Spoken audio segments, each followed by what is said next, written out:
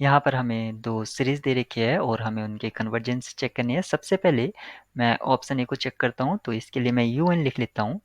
n plus 1 raise to the power n divided by n raise to the power n into n raise to the power 5/4 और इसको भी मैं further लिख सकता हूँ n plus 1 divided by n raise to the power n into 1 upon n raise to the power 5/4।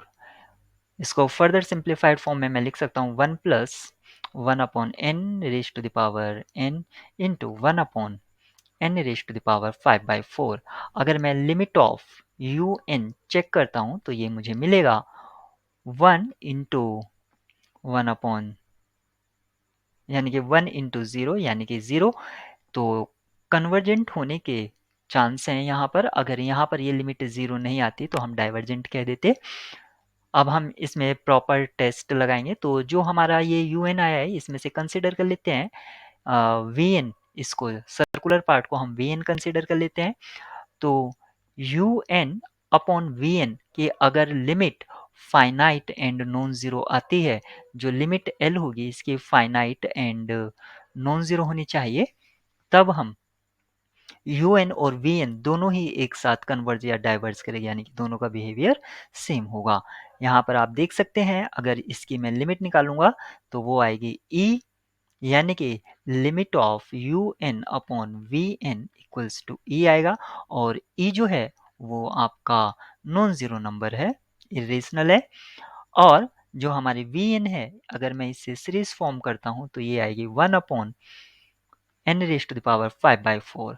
इसमें p series test से मैं कह सकता हूँ p का वैल्यू जो है वो 5/4 ग्रेटर देन 1 होगा, तो सीरीज a कन्वर्स करेगी।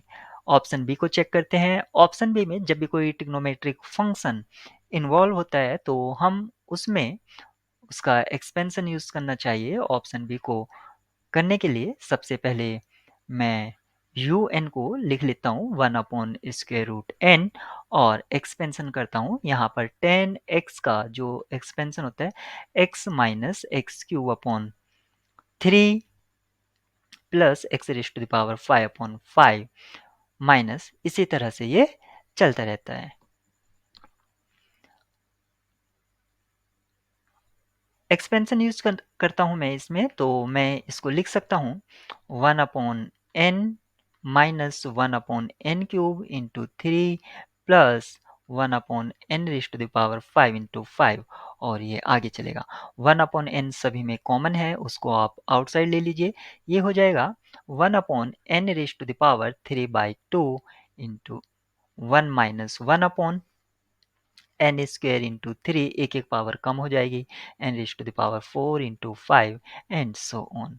अब यहाँ पर इसको आप सर्कुलर पार्ट को vn कंसीडर कर लीजिए। तो limit of un upon vn इसकी जो होगी वो 1 होगी, यानी कि एक finite and non zero number है। तो un और vn का जो नेचर होगा वो सेम होगा। un and vn behave alike. और vn जो है वो हम देख सकते हैं 1 upon n raise to the power 3/2, यानी कि p का वैल्यू यहाँ पर 3/2 होगा जो ग्रेटर देन 1 है। तो p सीरीज टेस्ट से हम कह सकते हैं कि ये कन्वर्जेंट होगी। ऑप्शन ए और बी दोनों ही कन्वर्जेंट सीरीज